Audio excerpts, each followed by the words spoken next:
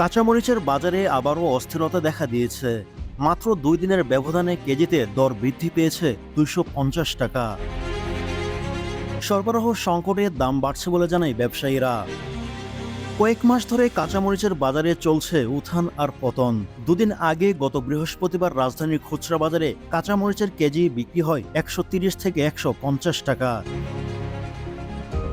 তবে গতকাল শনিবার বিক্রি হয়েছে 380 টাকা থেকে 400 টাকা। ভ্যাট দায়মুক্ত থেকে লাভজনক ব্যবসা পরিচালনার বিশ্বস্ত সহযোগী দ্য রিয়েল কনসালটেশন, স্বচ্ছ ভ্যাট আইনে দক্ষ ন্যায্য ভ্যাট প্রদানে।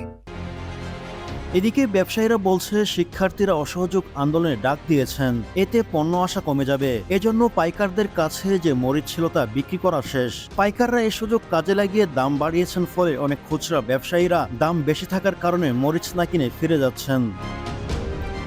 কাউরান বাজারে খুচরা ব্যবসায়ী আব্দুল হান্নান গণমাধ্যমকে বলেন, অসহযোগ আন্দোলনের খবর শোনার পর শাকসবজি কম আসবে এমন খবর ছড়িয়ে পড়ে বাজারে। এতে পাইকাররা দাম বাড়িয়ে দেন, সেজন্য খুচরা বাজারে বেশি দরে বিক্রি করতে হচ্ছে। উৎপাদন মৌসুম নয়, তাই বছরে এ সময় সাধারণত কাঁচামরিচের দর কিছুটা বেশি থাকে, ফলে চাহিদা মেটাতে আমদানি করতে হয় বাইরে থেকে।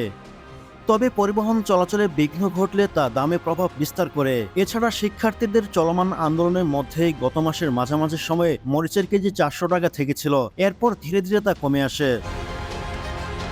গত বছরে এ সময়ে কাঁচামরিচের বাজার ছিল বেশ চড়া। ঢাকায় 800 টাকায় ছুঁয়েছিল কাঁচামরিচের দাম। দেশের কোনো কোনো জেলায় কেজিতে 1000 টাকাও ছাড়িয়েছিল।